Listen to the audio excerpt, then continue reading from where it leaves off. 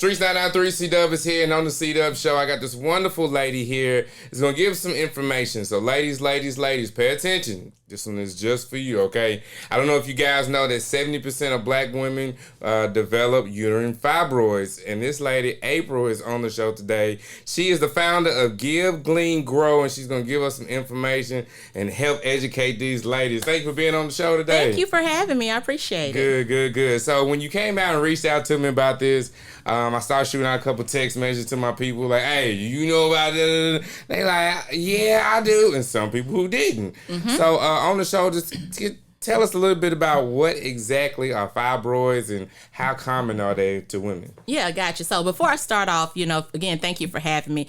I always like to say, I am not a medical professional or anything like that. I just share from my knowledge of what I've researched and my own personal experience. So uterine fibroids are a tumor that grows on the uterus. There are like about 6 different types of it, and it affects every single woman differently.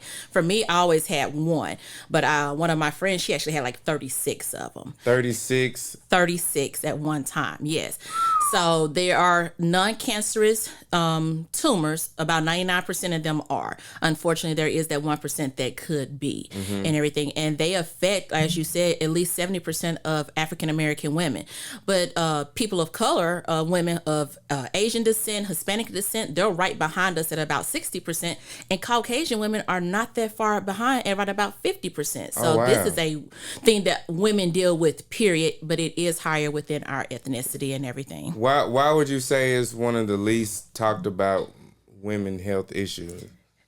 In all honesty, I think it's because as a woman, it deals with your cycle and with bleeding and that time of the month.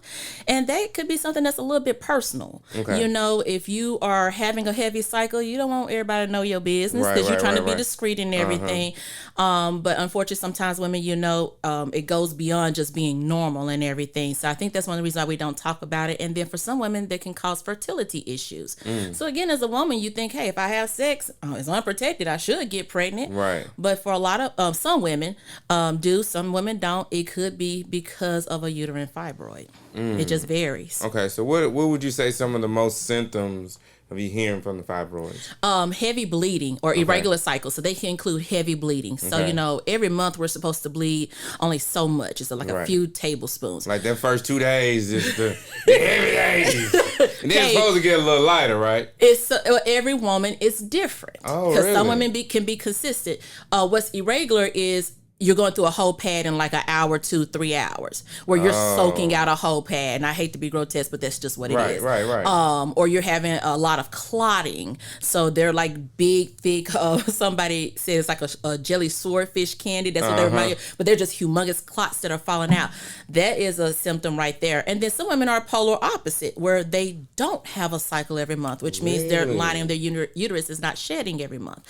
So those are some of the common symptoms. Like I said, PMS is a real thing. Cramping is a real thing. So some women have like cramps to the point where they do have to stop and just rest, and they have to get some sleep. Or for me, like a heating pad, I might get a Motrin and just relax and just give me some quiet, a dark room, and I'm good. But those things can also be symptoms. Some women are tired, they're lethargic, like they don't just have the energy to do anything. And again, it could be tied to the amount of blood you lost, which could cause anemia. So it's just, there are several different factors, and some women don't or symptoms, and some women don't have any symptoms at all. Some women may actually have a uterine fibroid, but they don't have any symptoms. Exactly. They don't know it until maybe they go to like for their woman wellness checkup with their OB, or maybe something else comes about. Maybe they're pregnant or something. They do an ultrasound. Like some women don't have any symptoms at all and don't have any issues with their fibroids. So is that something that when they go, women who go regular every 6 months, is that something that they test for? Is that something that you have to ask like, hey, can you test me for this? So again, every woman is different, and her medical provider is different. It's usually your yearly woman wellness check, or pap smear and everything. You can ask for it, but again, that's something that an individual have to have that conversation with their doctor. And the testing for it is actually like an ultrasound. So they'll do like a regular ultrasound or a transvaginal. Sometimes doctors, depending on where the fibroid is located on the uterus, they could actually feel it during the pelvic exam. So there's not per se a test for it, but there are different ways to where it can be detected. advocate, and you have a right to advocate for yourself. If you're having symptoms or you feel like your doctor is not going far enough into the conversation that you're having symptoms, etc., to say, hey, I just want to make sure everything is okay. You can ask for that, and you have a right to do so. Ladies, if y'all have any questions about this, don't feel like you in this by yourself, okay? There's plenty of ladies out here that can help give you some information and hold your hand and walk you through it. Yes. Now, we was talking about the fertile part of it. Now, how does that play a role for somebody who's, pregnant? Yeah, so again, every woman is different. My personal story, I found out about my first fibroid in 2004 after having a miscarriage. You said first, like you had another one? Oh, yeah, I've had several. Oh, man. We'll talk about that later. Okay. Yeah. Well, my very first one was then, and the only information I was given was that it was a small one, and that if I did get pregnant again, to make sure that I watched it to make sure it didn't grow inward in the uterus with the baby, because it could cause issues with the baby's growth. Thankfully, about 3 years later, I got pregnant with my son, who's about to be 18 this year, but the fibroid didn't cause me any issues. I had a perfectly healthy pregnancy. Yes, praise God. It was a perfectly healthy pregnancy, labor and delivery. Everything was fine. It was normal. So I am one of the women that did have a uterine fibroid, but it didn't cause me any issues.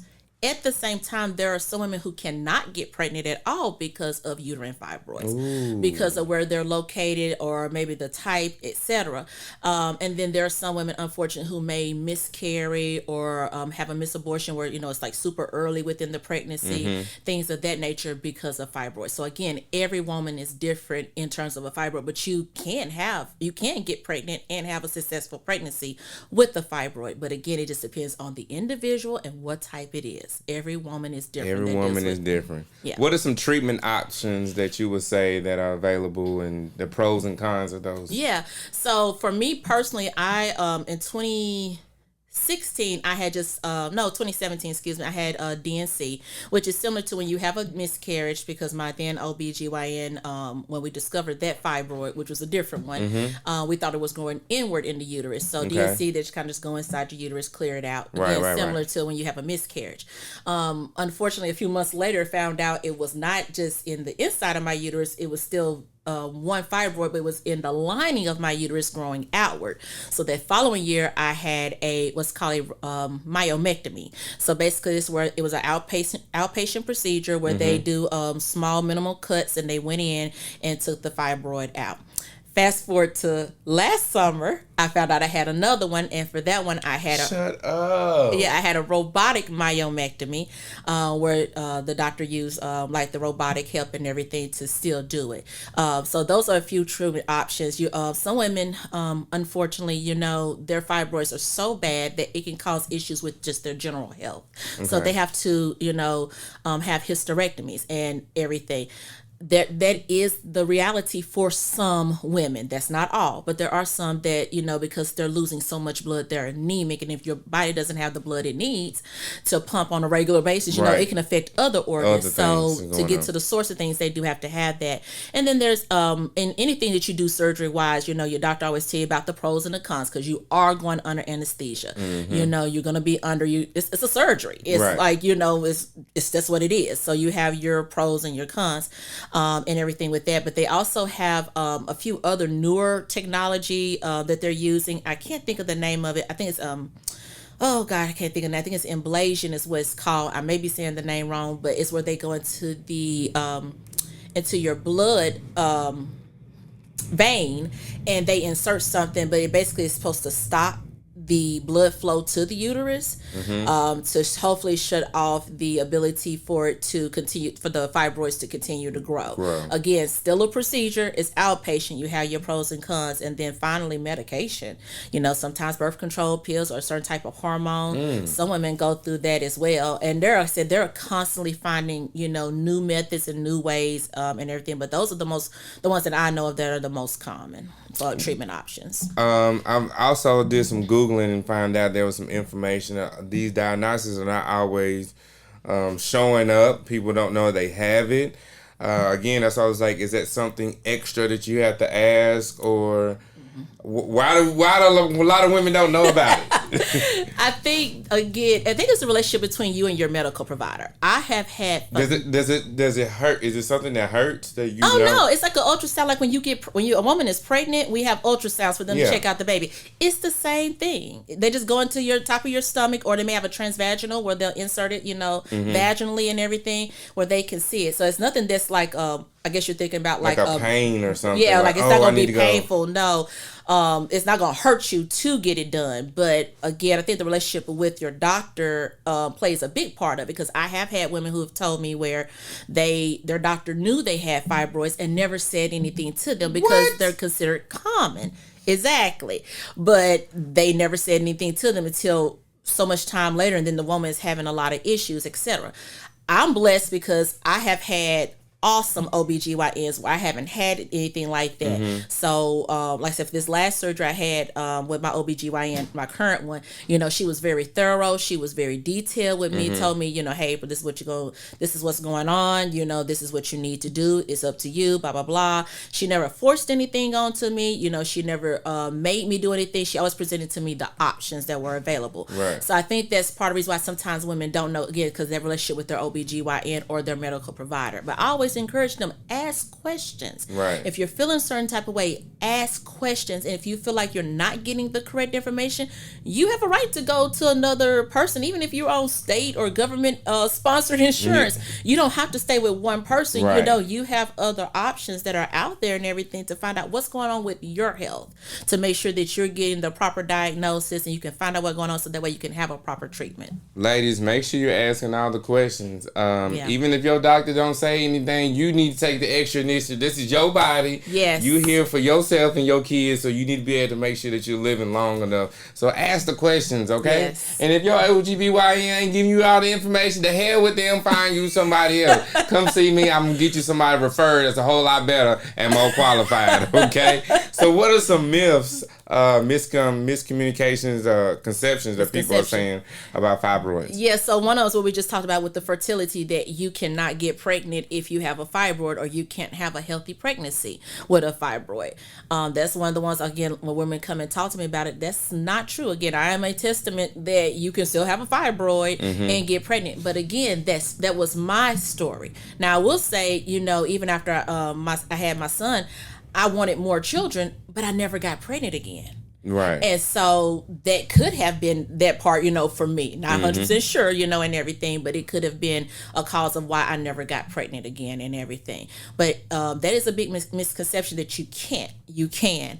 Another one is that, you have to have a hysterectomy.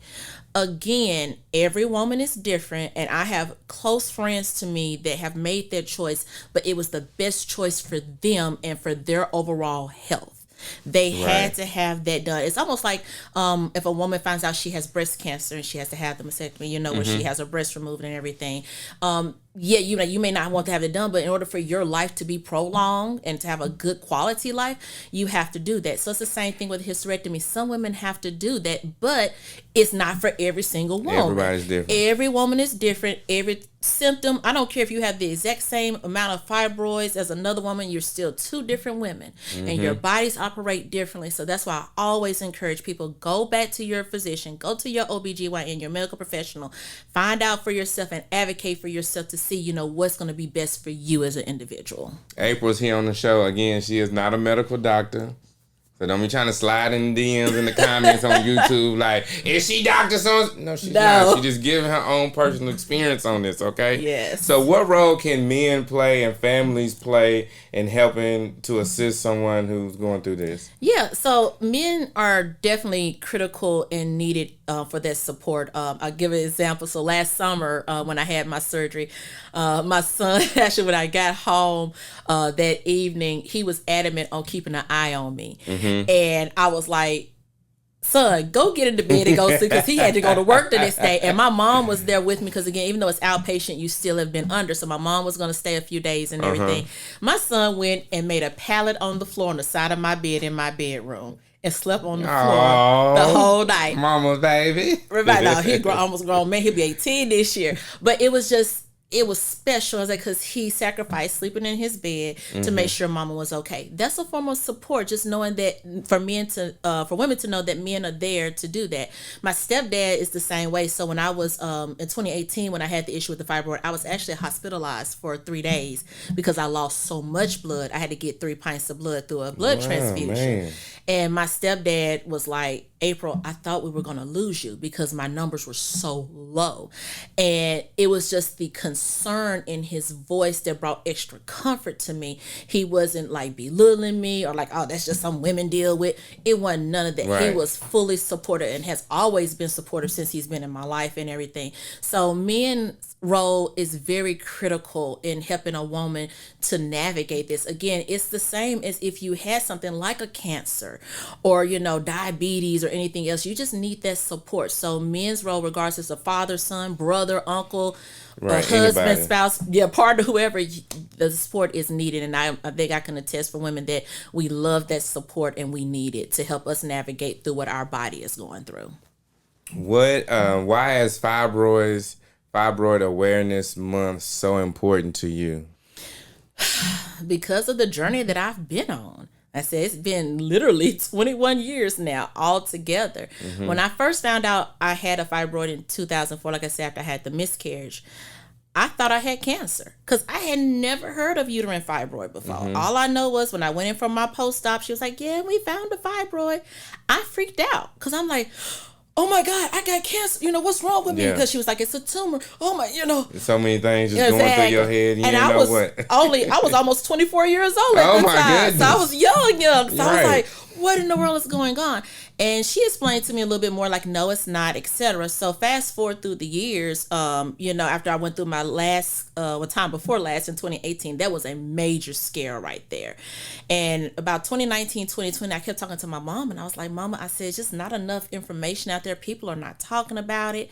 I said, it's just something needs to be done. So literally in 2020, that's when I started Give Glean Grow and everything, just for women to come together to talk about it and to share their stories of their journey of having uterine fibroids. Because, you know how it is in our community. Unfortunately, we don't talk about health ailments. It's not until Big Mama foot get cut off or granddaddy got prostate cancer and everybody want to talk about it. There you go.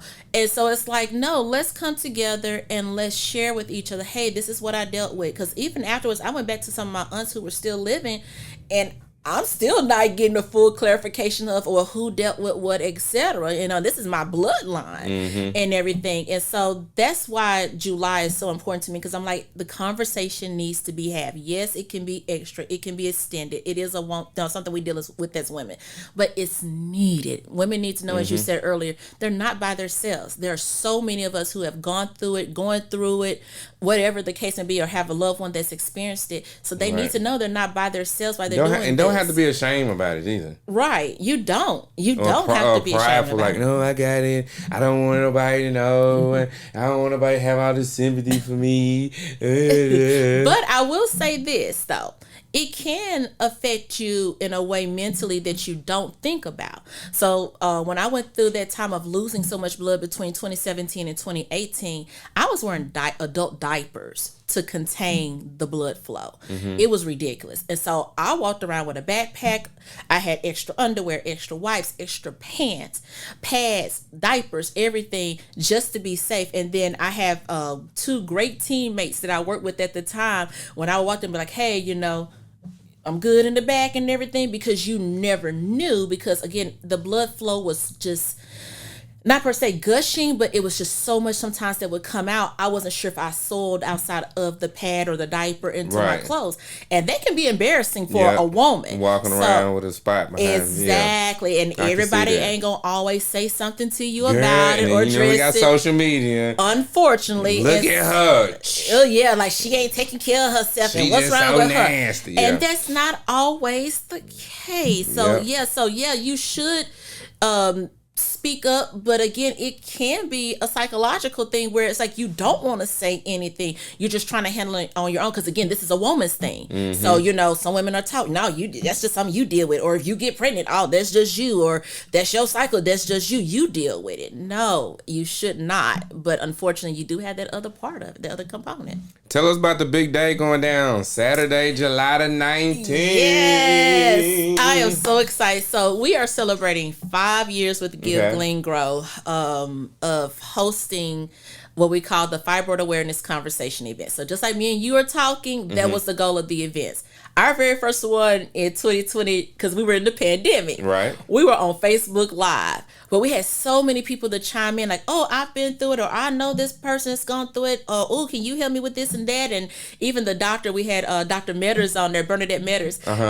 She was, people were asking where you're located and everything, because people just needed information and everything. But for this year, it's going to be the same thing, but we're taking it a little bit, a little bit more to it because it is a celebratory time for us. I am so excited. So it's going to be that day from 9 to 12 noon. It is a free event. It is open to the community. However, space is limited. The venue is going to be at Born Again Church at 858 West Trinity Lane. I believe you'll have it on the website where they can go to the Eventbrite and get their tickets and everything. One of the special things about this year is that we are gonna have our general panel session, which actually will feature a man who's the husband of one of my good friends, the Crofts. They're gonna be there and everything. He's gonna tell a little bit about his perspective. So we'll have that going on. But afterwards, we're gonna have breakout sessions. So Dr. Beverly Davidson from Agape Health Clinic, she's gonna be there talking about perimenopause and menopause, because right now, that's a hot topic for a lot of women. If you were born in the 80s like I was, you might be about that time frame. About that time, baby. And you everything. Go talk to somebody. But at the same time, too, sometimes when you've gone through things with fibroids, like if you've had a hysterectomy, it will throw you into menopause and everything. Depends on what type you've had and everything. So she's going to talk about that. We also have the mental health perspective. So NAMI of Davidson County is going to send a representative, Miss Marva Southall. She's coming back again to talk to the people about how fibroids and mental health, there's actually a connection there and everything. So she'll be having that session. We're going to have Kayla Hall Ransom from the City Juicery, which is located over in the farmers market, to talk about what we're putting in our bodies. Because it is true, what you ingest, it's going to show up in one way or another. Yeah. So she's going to talk to us about those different things, and then what we do with our bodies. So we have a certified trainer, Nicole Donaldson. She's going to be there to talk about, your health and, how to stay fit, just different things to help people out. The American Red Cross is also going to be there to send a representative there. Now, again, I had to receive 3 pints of blood. I got blood from somewhere, but I think sometimes people don't donate blood because they don't understand everything that it entails or why it's needed. Right. Unfortunately, I have not been able to because of the anemia and everything, but I'm hoping and praying I can get my numbers up this year so that I can become a blood donor. Because again, had somebody not given the 3 pints that I needed, my numbers were low enough that my physical heart was hurting because I didn't have enough blood to pump through my body. And I was told later that my internal organs could have started shutting down because I didn't have enough blood. So they're going to be there to talk about the importance of blood donations and how you can donate. And if you want to sign up, you can do that. And then the last segment is kind of special to me. So we have Dr. Bernadette Metters who's coming again, and she's going to talk to the 10-year-old and up tweens, teenage girls about their reproductive wellness. I've had so many women who come to me and said, oh, well, I bled real heavy when I was a teenager. Or, I went through a lot of pads, but auntie and mama said it was normal. And I'm like, baby, that ain't normal. Yep. So she's going to come in and talk to those young girls about, hey, this is what your body actually does. This is why you're shedding that lining of your uterus. And this is what the appropriate amount is. And this is when it's too much. And girls are starting their cycles a little bit earlier than normal. So that's why we have it from 10 years old and up and everything. So that's a class for them and their guardian to be in there to learn more about it, for the young girl to understand about her body and what's going on and everything. Exactly. Yeah. And so not we're relying on mama and me, mama and them to take what they learn from their mama and them. Yes. Get the information out here. Get you a doctor. Get you somebody certified. Exactly. But we have because we're really big on resources and information. And that's part of the event. So they're going to get that knowledge, but then we also are going to have I'm really big on giving them tangible things. So I'm curating a special swag bag for each attendee. Okay. Now, I'm not saying you can't go use this brand or that brand, like body products and body care. No, I just want to expose people to some more natural options. So we have already had a commitment from Urban Eating out of Georgia. They're going to have some sample items in the swag bag, along with Fifth Floor Body Care here in Nashville. Those will be two of the sponsors. They're going to have some items in the bag that women can take home, try for themselves, and just see what it's like. Right. Now, we're not saying these items prevent fibroids, stop fibroids, or nothing like that.